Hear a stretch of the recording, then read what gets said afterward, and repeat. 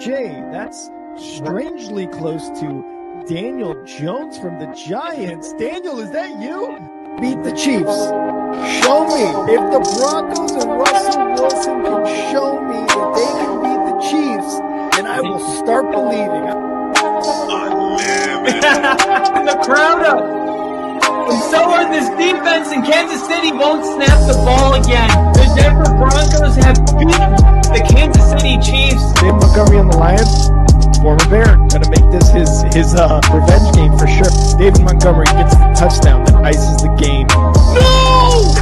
And there's a flag. There's flags. There's flags. There's flags. There's flags. Snap. Hold. Kick. Denver wins! Denver wins! Let's go! They open. No! What happened? Oh, shit.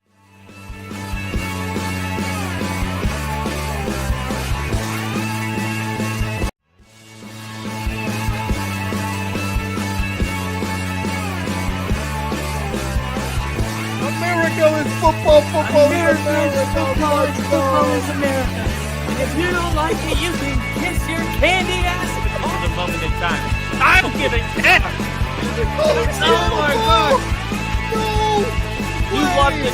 30 to 27. Oh! Chiefs win. Chiefs No! win 30 to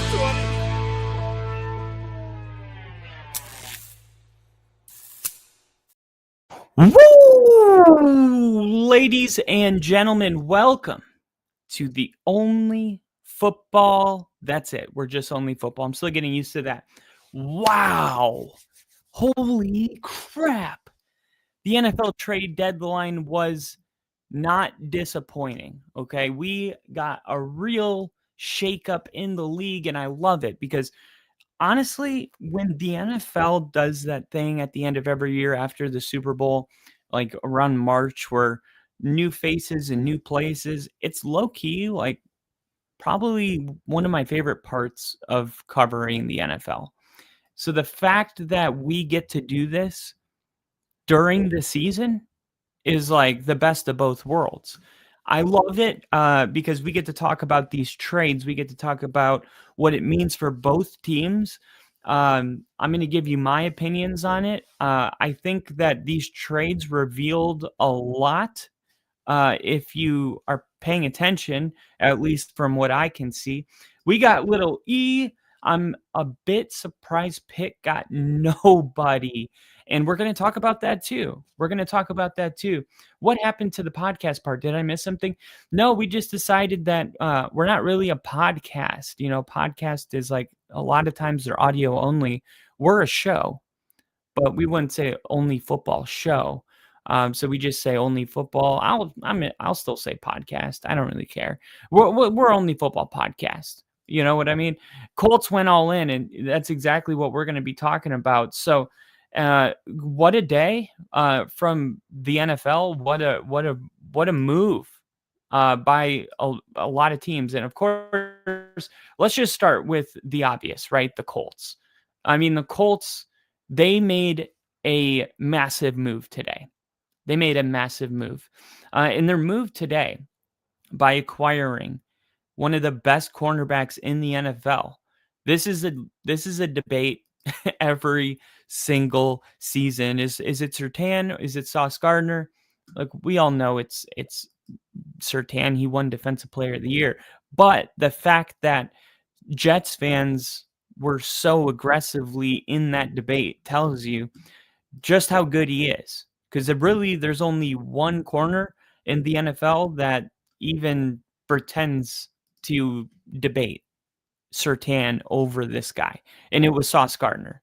The Jets traded the Colts 2 first-round picks, or rather, the Colts traded the Jets 2 first-round picks for Sauce Gardner, and they included Adonai Mitchell. I never say his name right, but we all know who I'm talking about.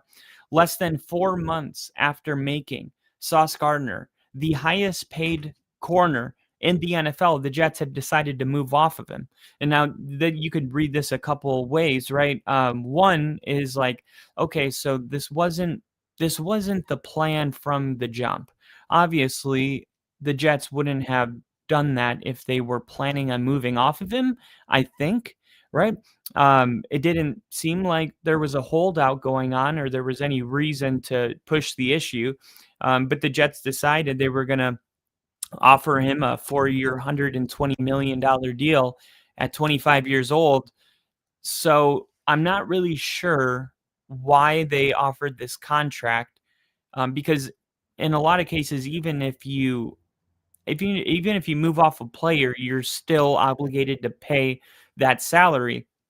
So it is interesting, and we're going to talk about the Jets because they've made a couple moves, and I do believe, it is my personal belief, that 4 months ago, when Sauce Gardner became the highest paid corner in the league, it was not the plan to move off of Sauce Gardner, okay? But the Jets traded him to the Colts for those 2 first-round picks and Adonai Mitchell as a part of the trade. The Jets later announced the deal. Gardner is the second player this season to be traded for multiple first-round picks, which we don't get this all the time, but we got 2 this year, with Micah Parsons earlier this year going to the Green Bay Packers. And now this is the second player in 6 years to be flipped for a pair of first-round picks. Jamal Adams to the Seahawks in 2020. How did that one work out? Not good. Gardner, 25, signed a 4-year, $120 million deal. Just in July, the deal included $60 million in new money guarantees and an average salary of $30.1 million per year through the 2030 season. And it made Gardner the top paid corner. Now, midway through his 4th season, the cash-rich Gardner will go from the league's worst team to the best in the blink of an eye. And that's why this is so exciting, because for a lot of these players, man, they're just kind of going through the motions. I'm not saying that they're not out there trying to compete, but it's a lot different when, like, in the press conference with Sean Payton today, they asked him at one of the questions that was asked to him is your -1 or 0 in quarters 1 through 3 in point differential, and your +30 in the 4th quarter. Does that help you sleep at night, knowing that your team, is +30 in the 4th, or does being 0 or -1 in quarters 1 through 3 keep you up at night? Which one is it? Basically, what do you focus on more? The fact that your team's like average in the 1st through 3rd, or that you're spectacular in the 4th? And Sean was like, no. What I think about, and I guess what keeps me going, is what we're playing for, right? Like what's in front of us. And that's the thing about the NFL. It's like as soon as you get a big win, it's like, okay, we got the Raiders in 2 days. There's no time to really sit back and enjoy a win. And if you do, you end up getting, beat, like maybe how the Panthers beat Green Bay and Lambeau. I don't know. But the players themselves, like what keeps them going, like the fuel to their engine, is that they're playing for something. Now, imagine that would be really difficult for a team that was eliminated from the playoffs before November even got here. When you're a team that is at Halloween and you're not going to the playoffs, I mean, yeah, you're playing for money, and you're playing, like, that's when you have to separate the emotion from it, and you have to say, look, this is a job. I'm a paid athlete. It is my responsibility to show up here, training, practicing, the film room. I'm getting paid millions of dollars to put 100% effort in every single day, regardless of the outcome, right? You can't just be results driven. Sometimes you just have to be driven without the outcome. Sometimes I have to come out here and do YouTube videos and I have no viewers watching. It doesn't matter, because I have to do it if I want to. For me, it's because there's an end goal. But even if you had, 1 million followers or whatever, sometimes there's not going to be people awake, right? Sometimes you're not going to have a bunch of people applauding at your every video. you still have to do it. And I think for the players, it's like they get that side, right? That's a maturity thing. They're adults. But when you can add in the emotions that come with an opportunity to win a division that's been dominated by Patrick Mahomes and the Chiefs for the last 10 years, right? Now Denver has an opportunity to win the AFC West. When the carrot dangling in front of your nose is an opportunity to host a home playoff game. I'm getting chills just talking about it. Hosting a home playoff game in front of the fans that haven't even seen their team play in the playoffs for the last decade until last year against Buffalo, and that was in a road game.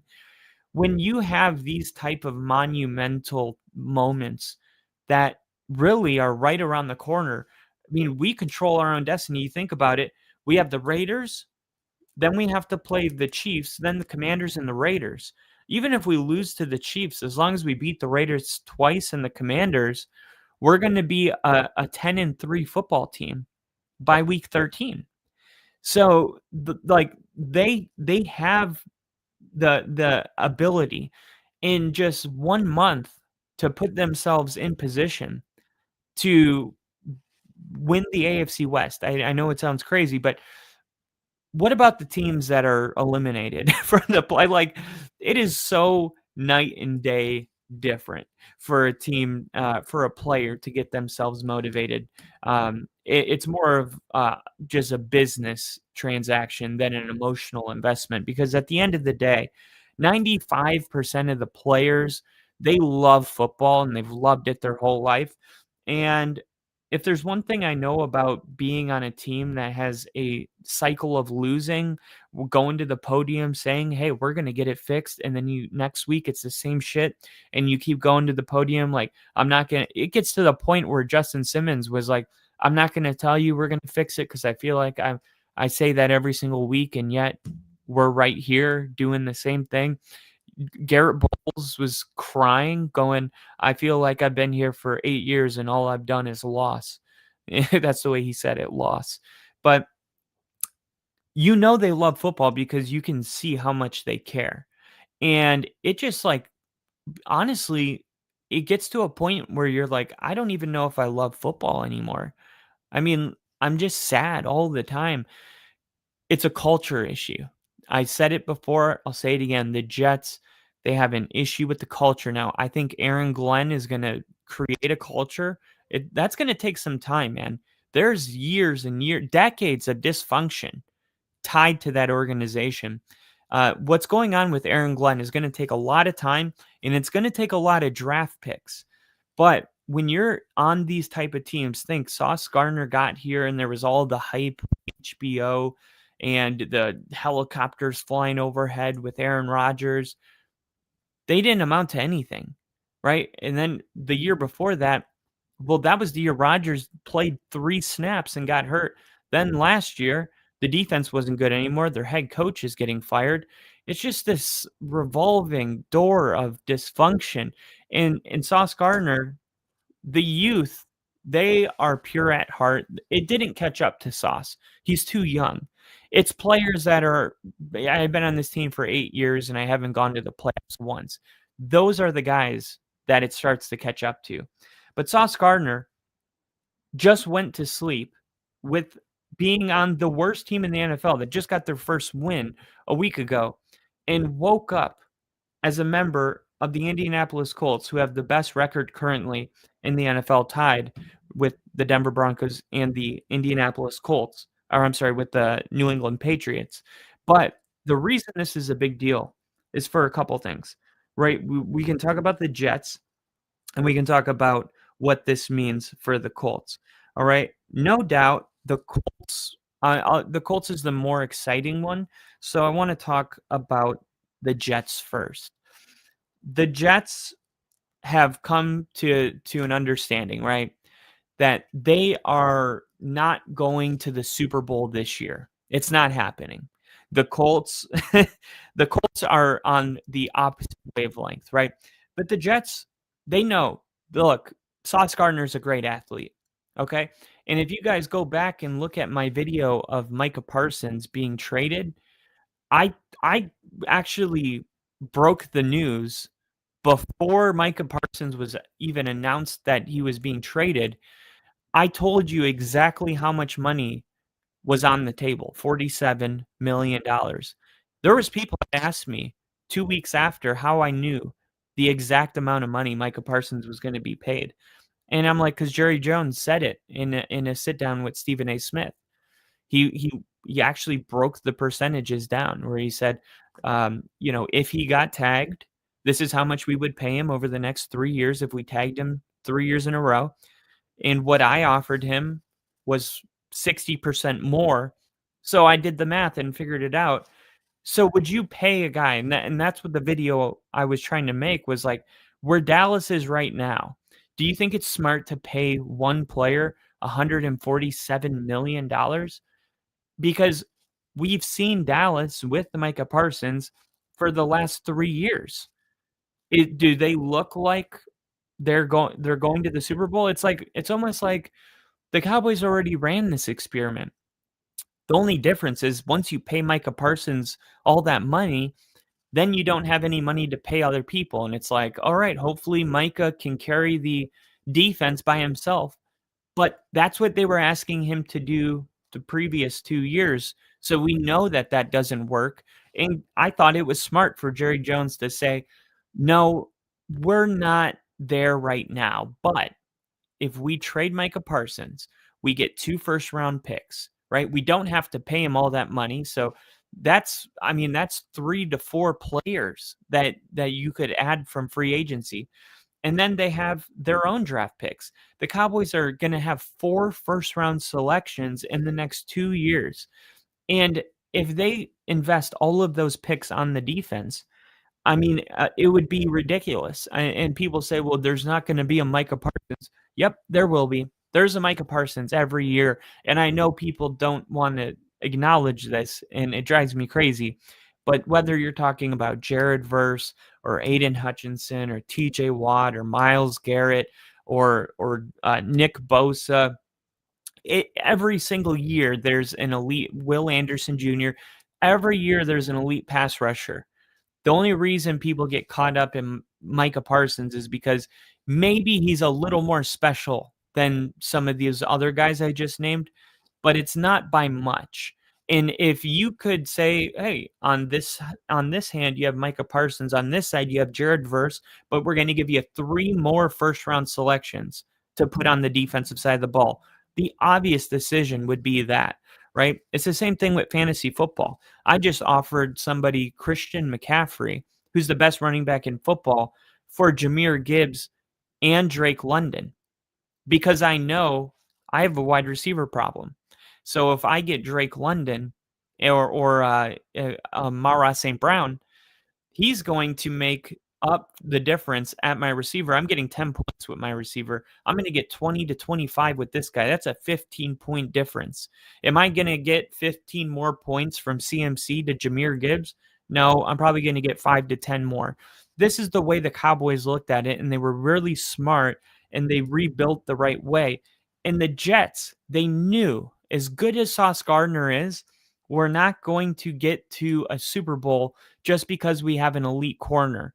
It is really difficult to part ways with an elite corner because there's not many in the league. Usually you have to draft them. They're usually not available for trade.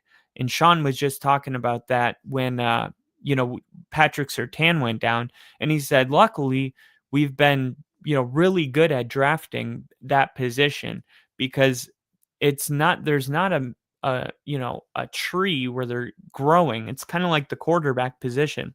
There's a lot of mid-tier corners. There's not a lot of Surtains and Sauce Gardners.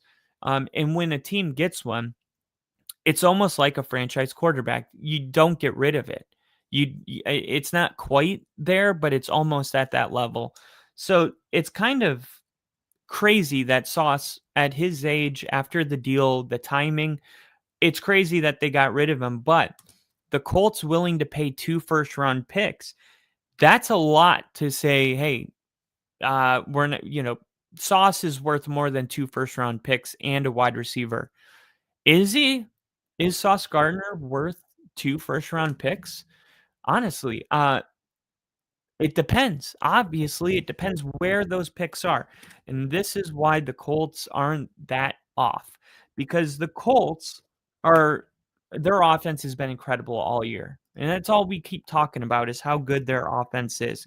But the one thing is when you score a bunch of points, you're going to put the opposing team in a position where they're going to be abandoning the run. Like if you look at rushing, let me look. Rushing offense, rushing attempts per game. Um, I think I was able to look it up by opponent. Defense, rushing defense, opponent rushing attempts per game. Look at this, okay?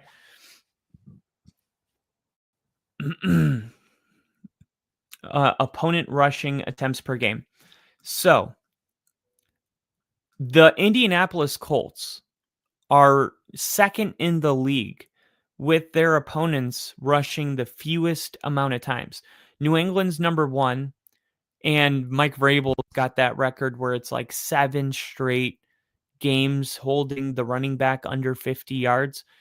So teams just have gotten to the point where they tried to do it just out of the, hey, we're going to stay balanced, but it's like going through the motions, and then eventually you're down 14 and you've had three and outs, and the pressure kind of sits on, and then all of a sudden you abandon the running game. The Colts, they don't have like a super elite run defense, but their offense scores so many points that the defenses or the opponents, they have to abandon the running game and start throwing the ball. And that's what the Colts, Indianapolis and New England have in common, is that they're scoring more points than their opponent, and their opponent all of a sudden has to go one-dimensional. Now, going one-dimensional is a great thing. It's a great thing because you can it makes it so much easier to predict what they're doing. You can get into, hey, we're just going to kind of sit back, and that's why you have to take these stats with a grain of sand, because the Indianapolis Colts are 26th in the NFL when it comes to passing yards allowed per game. So the Colts are going to score. We know that. And the opponent is going to abandon the running game, and they're going to be one-dimensional passing. And what this tells you, though, is that those teams are going to have success. They're going to have success passing the football, which is going to keep them in football games. Okay? The Colts otherwise don't really have a major weakness on the defensive side of the ball. But you look at games, I mean, the Titans have the worst offense ever. And they even scored 20 on the Colts. The Broncos, Bo Nix had 3 touchdown passes in the first half of that game. The Rams put up 27. The Cardinals put up 27. The Chargers put up 24. The Steelers put up 27. That was just on Sunday. And look how the tables turned. Aaron Rodgers only threw it 35 times. Daniel Jones threw it 50. But Aaron Rodgers, over 200 yards passing, a touchdown. Player statistically at the receiving position for the Steelers. You had Calvin Austin with 56 yards. Darnell Washington had 43. So not really like a 100-yarder or anything like that. But when the Colts are the 6th ranked defense in passing yards allowed, it does kind of create a window for teams to come back and play competitive games. I mean, they were 7-1 before Sunday, but when you look at the Colts games, like there's a lot of competitive football. I mean, you got the Cardinals 27-31, the Rams 20-27, the Broncos, the leverage penalty that allowed them to win that one. You got the Chargers game where they actually won that one by 14. That was a good win. They got the Falcons and the Chiefs coming up. And I think it was smart. I mean, they got the Seahawks December 14th and the 49ers, then the Jaguars sandwiched on both sides of those games, and then the Texans. And I think for the Colts, it was like, hey, what? Like, we came into this league, like, let's be real, all of us at the same time. Nobody thought that the Colts were going to be as good as they are. Okay, it is what it is. Like, no matter how bullish you were on Daniel Jones and Shane Steichen, nobody thought the Colts were going to be the best team in the NFL. And if you say you did, I don't believe you, because we have really good friends on this channel that are Colts fans, and they did not think that. I can guarantee you that. So it was time to reevaluate. Okay, it's November 4th. The trade deadline is coming around the corner. The Colts all get in the office together and they go, look, I think we need to make a move, man. I think that this team is in a window. What kind of window? Don't say it. Are you kidding me? Yeah, I think we are. You got the offense. We have the best running back in the NFL. You know what travels well? A running game. You know what wins in the postseason? A running game. You know who's got the best offensive line? The Colts in the league. Best offensive line. They got a quarterback play elite level. It's too soon to say an elite quarterback, so we'll take the safe route, the non-confrontational route, and say a quarterback playing at an elite level. We'll do that. And we have the best running back in the league. I mean, we got the best tight end, arguably, in the league.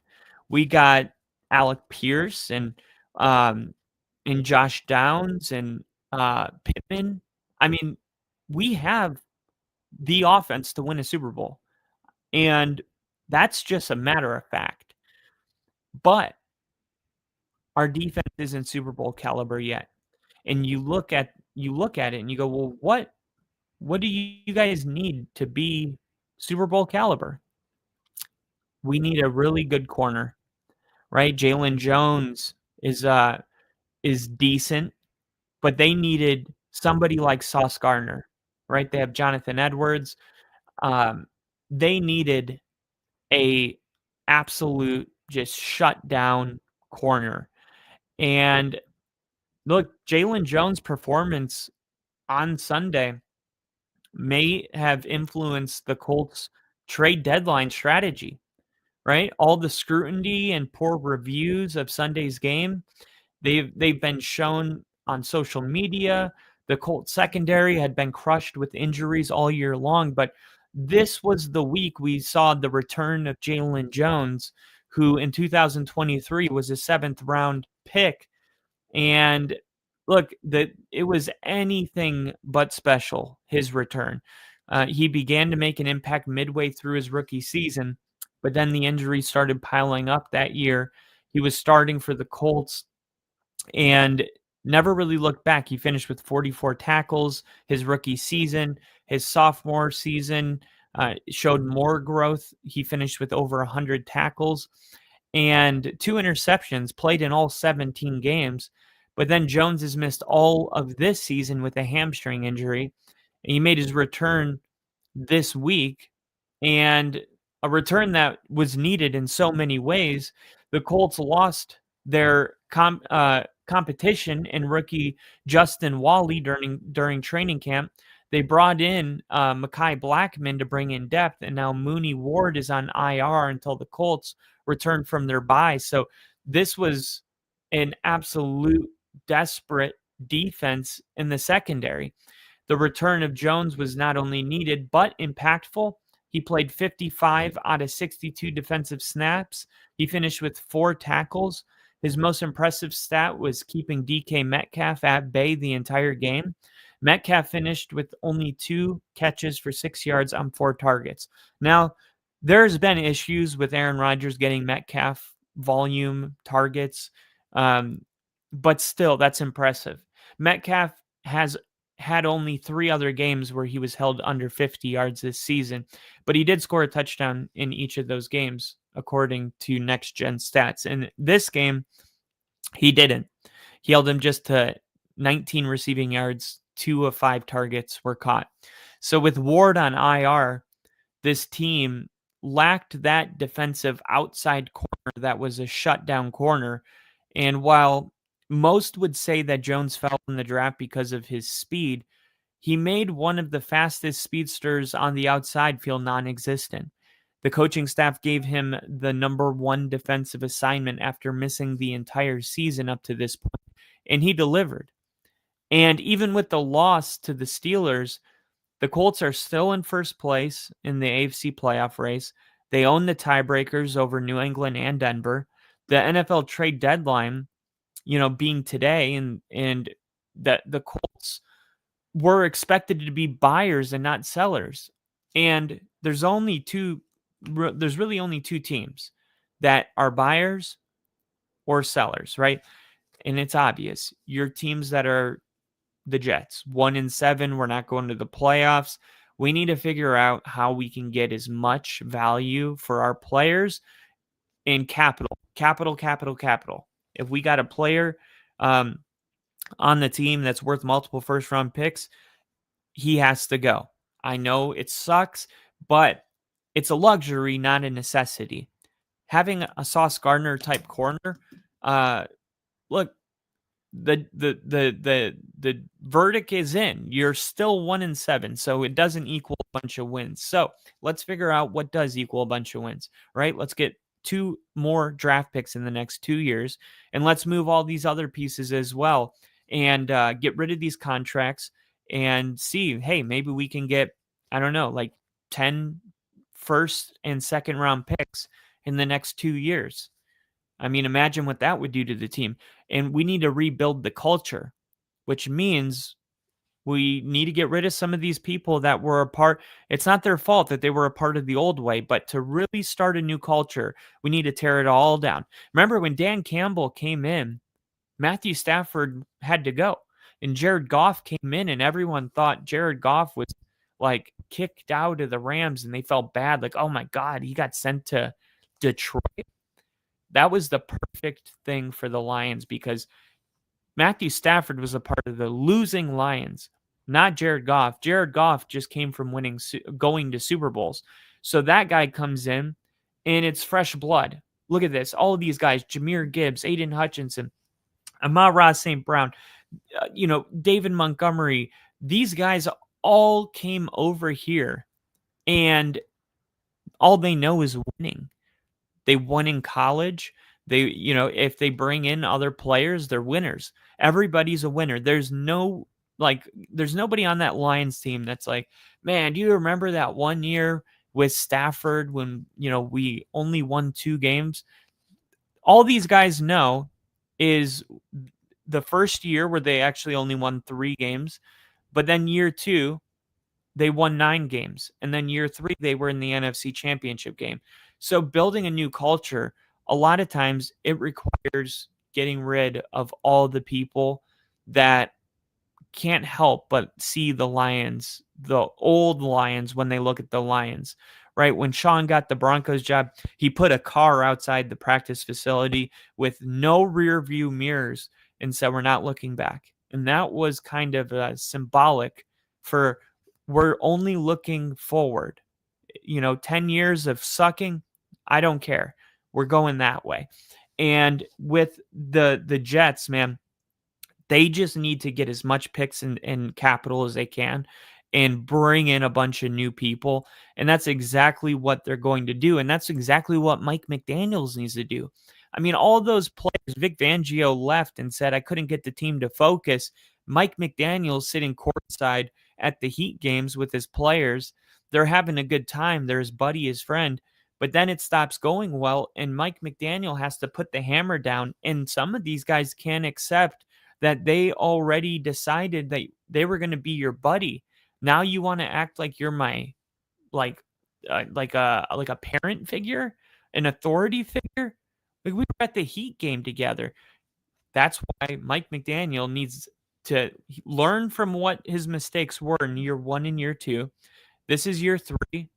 Nobody's laughing anymore in South Beach. Now going into year 4, he needs to get rid of everybody and bring in new and establish a culture that, he's going to learn from that mistake and not be their buddy and their friend. They can still be close, but it's got to look different. It's got to be different. He's got to bring in the fresh blood and the players that can adapt. He'll know who those players are because they never caused no problems to him. Maybe it's Jalen Waddle. Obviously, there was a lot of interest in Waddle by a bunch of teams, and the Dolphins wanted to keep him. So there's a couple teams that are trying to create a culture. And unfortunately, for some players, part of building a culture, it can mean getting rid of the bad apples in the room. And sometimes a bad apple isn't Terrell Owens or Chad Johnson, this guy's egotistical, Stephon Diggs in Buffalo. Sometimes a bad egg is just somebody that's been around this team too long as a loser. And I don't want somebody that's lost that much even around my guys. It's not your fault. You were a victim in this whole situation. But, we don't want that here. And I think that's what is a little bit of what's going on with the Jets. Now, the Colts, this tells you that there's only 2 groups.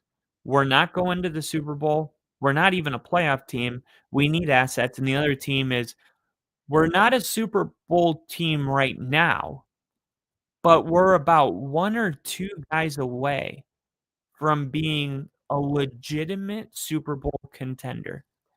This was the Rams in 2020 when they acquired Von Miller from the Broncos, 2021. That was the most shocking day of my life. I woke up and saw Von Miller trade to the Rams. Von Miller? What? That's like trading Michael Jordan from the Bulls. Like, there's certain guys that you can't trade. But Von Miller was on a contract year. We knew we weren't going to pay him at the end of that year. So Denver had one chance to get something instead of letting him go for free. And the Rams said, "Do you want a 3rd-round pick?" And look, somebody might say, like, the Rams got screwed. A 3rd-round pick for 1 year. The Rams won the Super Bowl. Is a 3rd-round pick worth the Super Bowl? I don't know. You tell me. I could show you the 3rd-round draft picks from 2023, and you guys would know 3 guys on that list. It's like, yes, of course, it's worth it. So for the Colts, they obviously feel that they're in that second group.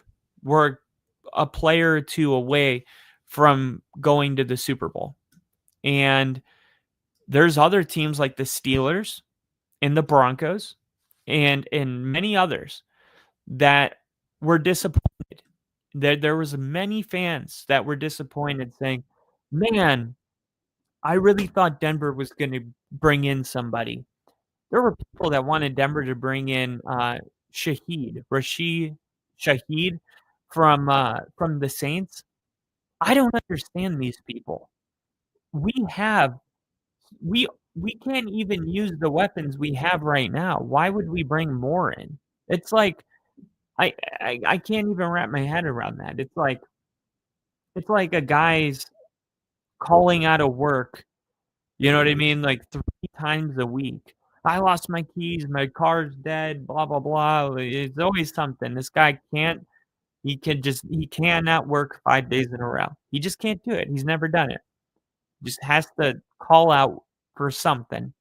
And then he comes up to you Friday after work and says, "I need more hours." You're like, "What? How about you just show up, Monday through Friday and don't call out? There's your hours." I mean, look, we don't need another receiver. Troy Franklin is awesome.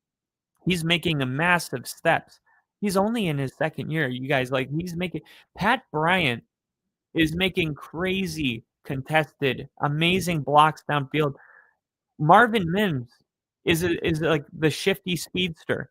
RJ Harvey he's got 5 touchdowns in the last 2 games. J.K. Dobbins running. He's 4th in the league in rushing. Cortland Sutton, he's the number 1 wide receiver on this team, and Evan Ingram still getting involved in this passing game. Like, where's the room for another guy to just imagine? Sean, he's like, we don't need another freaking weapon for the press conference guys to be like, are you going to get this guy involved? Like, I can only get so many guys involved. Like, get to a point where it's like, I can't get another guy involved. We don't run enough plays. If we want to be a balanced running game, like, we only throw the ball 22 times. That's 5 targets for Sutton, 5 targets for Evan Ingram, 5 targets for Franklin, Sutton, Ingram, Harvey, in the back. And I guess 5 targets, no, that would be 25 for Pat Bryant. Just right there, you're at 25 targets. You can't bring in more people. And like the same thing with Pittsburgh. It's like Pittsburgh didn't get a weapon or bring in another person. There's people saying, dude, that sucks. Let me tell you guys something. The 2 type of guys, the 2 type of teams that bring in somebody at the trade deadline, teams that are rebuilding and teams that are a couple pieces away. So if you're a team that's currently winning your division, or let's say tied for first in the conference, if you're 7-2, I'm talking to Broncos fans specifically at the 7-2, and you are disappointed, right? Your team didn't make a move. You know what that tells you? It should tell you this. The Denver Broncos didn't make a move today because they don't believe that they're a player or 2 away from winning the Super Bowl. They believe that they already have the players they need to win the Super Bowl. There is no guy out there that is worth us giving away a draft. Like, we're not in that situation. Like, we don't have a gaping weakness on this defense. Why would we go out of our way just to play? You know what I mean? It's like, I have everything I need, but it's Christmas time and they all have gifts. So I'm going to go to the dollar store and buy a bunch of stupid presents I'm going to throw away in a week just so I can go through the motions of unwrapping something. Sometimes you just have to be mature about it and say, hey, we don't need a player. I mean, that's a really fortunate place to be. How many teams can say that? Our defense and offense is loaded. We need to get better at using the guys we have. We don't need more shit. You know what I mean? So I do think that if Denver felt like, hey, we just can't win a Super Bowl without getting a little bit better at this one thing, they would have made the move for that one thing. Because that's what teams that are 7-2, that's what they do. They make those moves. That's why the Colts got Sauce, right? That's a big move. Like, hey, we have the best defense in the NFL. Don't need to make a move, right? We bring in Dre Greenlaw. He's just starting at linebacker. Hufanga, we brought him in. We already made our moves. We made him in free agency with Dre Greenlaw, Hufanga, freaking RJ Harvey, Pat Bryant. Look at all those guys. They're all contributing to the team. Like, those are our guys. There is no weakness. Now, for Pittsburgh, is there a need for Pittsburgh? Sometimes. Sometimes there's a position group that's not playing at a high level, but the staff and the coaches believe that the guys that are going to get this team playing at a higher level, they're not outside of the building. They're inside of the building. That's the other thing you got to figure out. Like, are these guys, do they have the ability to grow and to get better, or have they peaked and it's not good enough? But the Jets, look, this move was hardly a secret. You look at their room, okay? They got Brandon Stevenson, who sucks, right? Brandon Stevenson's terrible. He never gets his head turned. He's always out of position. He can't locate the football because he's not turning his head. And he continued to get picked on every single week. Go back and watch the Steelers game. He got picked on that game by Aaron Rodgers. But outside of Brandon Stevenson, these are the Jets cornerbacks. You have Tony Adams, who is the free safety, but he plays a lot of coverage. He's kind of struggled as well. But on a positive note, they have Jarvis Brownlee Jr., who was a real physical corner, and he played at Louisville, and he's a nickelback guy. This is the attitude of the team. He'll come up, smack you in the face like you either got that or you don't. This is a very physical corner, and they think, hey, we got a good one. This guy was with the Tennessee Titans. All of the Titan fans are like, why the hell did we get rid of this guy? This was our best player on defense. And that's why I believe the Jets did not know they were going to part ways with Sauce when they paid him all that money. I don't believe that, because I believe they were saucing up this trade. And I think it's been going on since Brownlee got here. Brownlee Jr., I think we're just getting started. That's what he said. Okay. Darren Moogie, the third GM, Darren Moogie, traded for Jarvis Brownlee Jr. from Tennessee, which included a swap of late-round picks in 2026. Brownlee, 24 years old, a fifth-round pick, 146 overall for the Titans in 2024, has been nothing short of a revelation for the Jets. He dipped a toe into the Jets' defensive stew when he took 7 snaps in Week 5 against the Cowboys. He was injured and inactive in weeks 3 and 4, but over the last 3 games, Denver, Carolina, and Cincinnati, he's played 68% of the snaps in each of those games. And now with the bye week 9, before hosting Cleveland on November 9th, Brownlee is itching for more action, especially after the team's first victory. You want to keep playing, he said. You want to stack the days. That's good that we get a bye to rest our bodies, but I think we're just getting started. You got to understand, they just brought this guy in week 5. Then he's dealing with this injury. They slowly ease him back in. Now all of a sudden, this dude's flying around. He's playing 70% of the defensive snaps. The film, he's popping off the film, and the Jets are getting a win. And it's like, okay, that is exactly what we needed to see. And then Sauce Gardner's gone. So this is a 2-part thing. We're going to bring in Brownlee, right? Because once you get to week 5, it's like, we're not a playoff team. We haven't even won yet. We have a lot of work to do around here. We can't have the freaking Lamborghini outside the trailer park. I'm sorry. I know it's awesome to have him, but we got a lot of guys that we need on this team to start really competing. So we're going to trade Sauce Gardner, but I don't want to get caught with our pants down doing this. Our fans will never let it go if we aren't, ill prepared to let him walk out. And all of a sudden our passing defense looks like the Cowboys. I mean, they've been roasting Jerry Jones. Like, good thing Mike is not here. They didn't want to deal with a situation like that. So week 5, they realized they're going to get rid of Sauce. They're like, we got 4 weeks to get a trade partner and find somebody interested. And we also have 4 weeks to figure out, like, okay, is Brownlee good enough to where we think we can get by with him?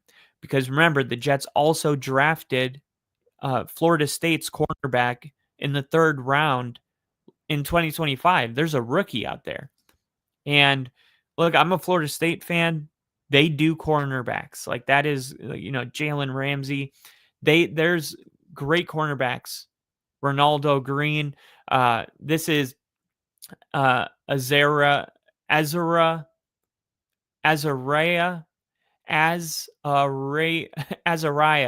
Thomas. There it is, Azariah. Azariah Thomas, number 23 for the Jets. And this dude, everybody's saying this dude is amazing. Like perfect body type, prototype, 6'1", 197. And so you bring in Brownlee, you have Azariah Thomas, and with one of those picks, right? Because now they have 4 first rounders in the next 2 years. Go ahead and tag the best corner in the draft. Pick them. That's exactly what look. Keep in mind, Ben Johnson and Aaron Glenn came from this way of thinking. Remember how people felt when Dan Campbell decided to not only trade TJ Hawkinson away, but to trade him to a divisional opponent, the Minnesota Vikings. And everyone thought that is the best tight end in the league, arguably top 3. And they just got rid of him like that. Did anybody say shit about that trade 1 year later when Sam Laporta was breaking records for rookie tight end production? No, absolutely not. That's how fast people move on. Like, if you're going to make a move like this, all you got to do is draft a really good replacement. Don't screw it up. And every year, there's unscrew-upable draft picks. Surtain was in Sauce Gardner, Devin Witherspoon, Stingley, the dude in Carolina. Every year there's corners that you can't screw up. So go ahead, get you one of those. Azariah Thomas is going to continue to develop, and you got Jarvis Brownlee Jr. Your secondary's fine right there. And then you get 3 more first-round picks. And you're not paying all that money to Sauce Gardner. So now you can afford to bring in some other guys. Like, this is the way I would have done it. If you drop me in the GM chair and said, you're the Jets general manager, fix the team, this is exactly my first step. No brainer. Moving Sauce Gardner for 2 first-round picks. And by the way, Adonai Mitchell, like that's not nothing either. So this is just a really great move for the Jets, and they might be upset about it, but it's a great move for the Jets as an organization. Also, Quentin Williams. It didn't stop. The Jets received Mozzie Smith. This is crazy. This was crazy because Mozzie Smith, if I'm not mistaken, was the first round draft pick. I believe that was last year or the year before. I think it was 2 years ago. Mozzie Smith. I recall him being picked at the very end almost. I think the Cowboys traded back. I think they traded back at the end of 2023. Mozzie Smith.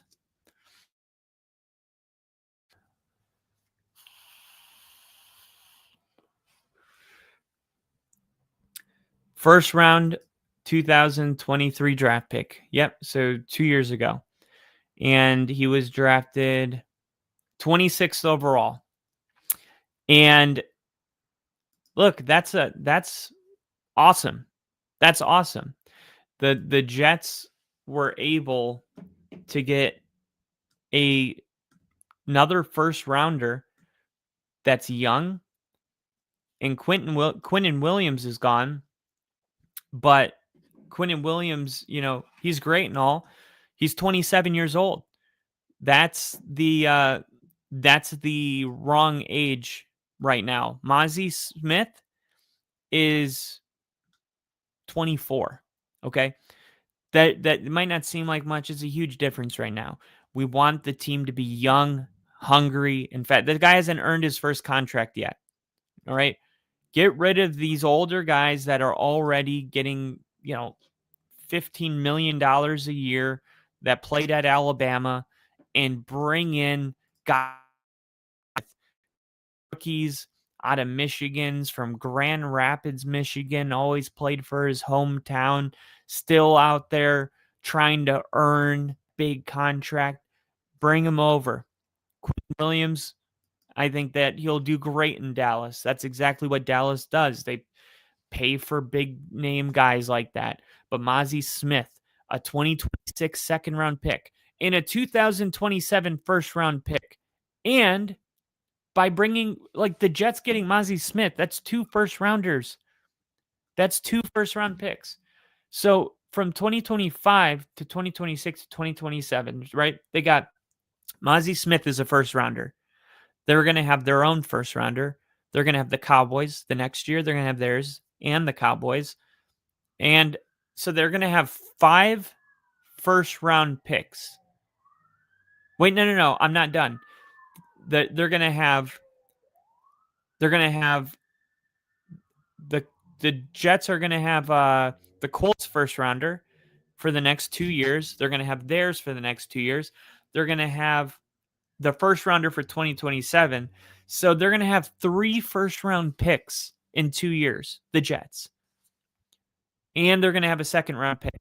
So in the next 2 years, they're going to pick 7. Oh, well, they have their own second round picks, but let's just say their own second round pick is going to be 2 years. So the Jets now have 9 selections in the first 2 rounds in the next 2 years. Guys, I don't think you guys don't understand. Like, if the Jets hit on those draft picks, they're going to compete for a Super Bowl. That's how serious this is. I'm sorry, but 9 draft picks in the first round in the next 2 years, in the first and second round, like 5 of those are first round picks. I like, anybody that doesn't understand what the Jets are doing right now, they're like, this is amazing. This is amazing. This is exactly how a rebuild is done. I am so stoked for this team, and I don't even know why, but they are doing it the right way, and I feel like Aaron Glenn, man, he's going to have a real opportunity to do something special. And in a world where we're just used to the Jets doing the same old thing, it feels like for once somebody kind of shook up the free world and got the Jets out of a rut where Quinnen Williams is off the team and Sauce is off the team, and it's like, no, we tried it. It didn't work. Gross. It tastes like last year. It tastes like the year before. New blood, fresh blood, young blood. Come on. We're doing a new thing here. This is a revolution. This is what the Jets need. They need dramatic, right? They tried the micro changes. They tried safe. They've tried it all. Nothing's working. Get aggressive. Get rid of all of these players that haven't even gotten you to the playoffs. You don't owe them nothing. They haven't gotten you to the freaking playoffs. All right? You haven't even proved that you can win with those guys. And if you don't try something different and you expect different results, you're insane, right? That's what they say. So I think it's a great move. I think it's a great move for the New York Jets. And this is when I would like to remind everybody. And then I'm going to go through Q&A in the comments. Sorry, I wanted to make sure that I went and did this without reading comments so that I could clip it and post it as a separate video. Because when people click on a video like, oh, the Jets move, this guy, they click on it. They want that video to be about that subject. If I'm like over here laughing and talking, it's like, what is he doing? And then I got to go make all those cuts, and then it looks unnatural. So thank you guys for just letting me do the topic here. And next year, okay, 2026, okay, we know one thing. They need a quarterback, right? There's 1, 2, 3, 4, 5, 6, 7 quarterbacks that I mean, there's 6 quarterbacks that could go in the first round. There will be probably 4 that do. All right, one of those is going to the Jets. And with the amount of capital they have, it could be anyone that they want. Really. There's a lot of edge talent in the 2026 draft. You got Reuben Bain Jr. Out of Miami, Peter Woods, Clemson. You got Keldrick, Falk, TJ Parker. So let's go to the corner because that's it, right? That's what we care about. Defensive back. Wow. Caleb Downs. Mark my words. What is this? November 4th. Caleb Downs is going to be a New York Jet. Watching Downs operate on film reminds me of a young Troy Polamalu with Ed Reed's processing speed. He simply sees things other people cannot. He is, no, typically even the best players' draft profile will be rated at 89. This guy has a 94 rating. Caleb Downs. Okay. So Caleb Downs, he's going to be a top 10 pick. All right. And then there's other guys like what is this position? Dre'Mont McCoy out of Tennessee, Avion Terrell, corner out of Clemson, Mansour Delaney out of LSU, AJ Harris out of Penn State, Kamari Ramsey out of South Carolina. Let's see, these are still 86. Yeah, there's a lot of defensive back. Not a crazy amount, but yeah, like one of these is going to get tagged to the Jets. If they bring in Caleb Downs to pair with Jarvis Brownlee Jr. at the nickel, and then they have Azariah Thomas on the other side, and that's just their natural first-round pick. Then they get to pick again. They have Breece Hall. Maybe they go linebacker, right? You don't typically get a linebacker, but maybe they go edge with their other pick, right? Maybe they do what the Texans did. They get the best edge rusher and they get the best quarterback. There's so much that they can do, but one thing is for sure. By the time the New York Jets play their first game next year, there's going to be optimism and excitement for the first time. I guess Aaron Rodgers thing, but like the Justin Fields thing, like no one believed in that. No one believed in that. Aaron Rodgers actually going into his second year after the Achilles, no one was really believing. And then let's remove Aaron Rodgers the year before because he got hurt. Then you go into this long history of like Zach Wilson, and it's like, look, it's been a really long time since like Jets fans have been able to be optimistic with a young quarterback. Not like, we got it probably since Zach Wilson was drafted, right? In 2020, I want to say 2020. Let's see, 2021 was Trevor Lawrence. 2022, Kenny Pickett, Matt Corral, Sam Howell. Yeah, I think it was 2020. Let me see, 2021 quarterback. Zach Wilson. Zach Wilson was a 91.4 rating. Rocketed up the draft boards after the last few weeks, projecting him as high as number 2 overall to the Jets. That's exactly where he went. Justin Fields was a 92.1 rating. Look at that. Those two guys are ass. and they were both 92, rated at a 92, right? But if you go to 2024, Bo Nix, the 6th ranked quarterback, lower than JJ McCarthy, Michael Penix Jr., Caleb Williams was a 93.5, same as Zach Wilson. Oh God, these ratings are so funny. Nobody knows, man. You gotta just do a really good job when it comes to having a guy in the room that knows what he's looking for.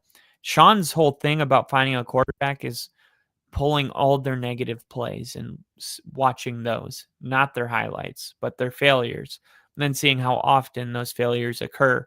How many sacks are they taking? Because getting sacked is a quarterback stat, man. Like there's a reason Bo Nix was like sacked like 3 times in his senior season. And he just doesn't do it. He has the awareness. He runs out. He knows when he's got to get rid of the ball. He's got to get rid of the ball. He did. It's something that you either have or you don't, right? Some guys just don't have it. Russell Wilson doesn't have it. He's just like a second behind. And even his throws, like they're a second late. So he's like feeling the game a second behind. And you can tell when a quarterback's out there and he's experiencing the game like in not a second late. If anything, it's like the game's moving slow for him. He looks like he's early for everything. Knows exactly what's happening before the defense does it. Jordan Love, when he's in the zone, Jordan Love, like it doesn't matter what you throw at him, he goes and he has the answer immediately. All right, it is time to hit up these chats. We got Nick Crafty, or let me see. Colts went all in. I saw that, Crafty. I think it boiled down to the Steelers exposing their flaws. I love how they tossed Mitchell into the trade just to make him pay for dropping the ball versus the Rams. Is that a thing? Did they do that? They're like, yeah, get the hell out of here, dude. Yeah, Andy had that holding call that got Jonathan Taylor's 80-yard touchdown called back. I think the Jets now take a huge dip record-wise after today's move. How? They're already 1-7. We'll give you Sauce in exchange for 2 picks. Colts, okay. Here's 2 picks and Mitchell. Jets, but we didn't ask for Colts. Pleasure doing business with you. That is hilarious. That's probably exactly how that went down. Nick, what is up, brother? And Daniel Barry, Sports Highlights. What's going on? It is now Wednesday where I live. That is awesome. Yeah, this one ran a little late, but great moves for the Jets. Great moves for the Colts. Colts are definitely a contender now.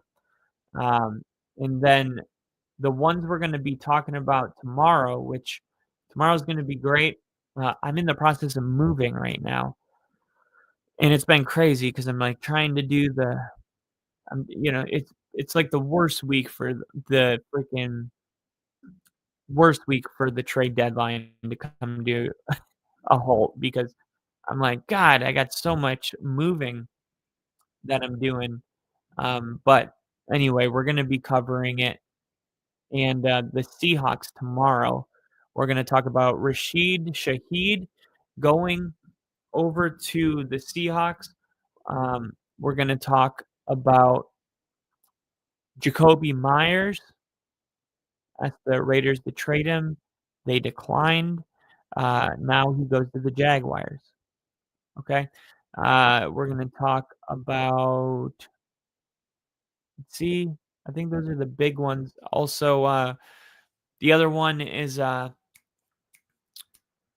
is it? Seahawks. The Seahawks and the Jaguars. The Jaguars. Where did the Jaguars? They got, another big one too.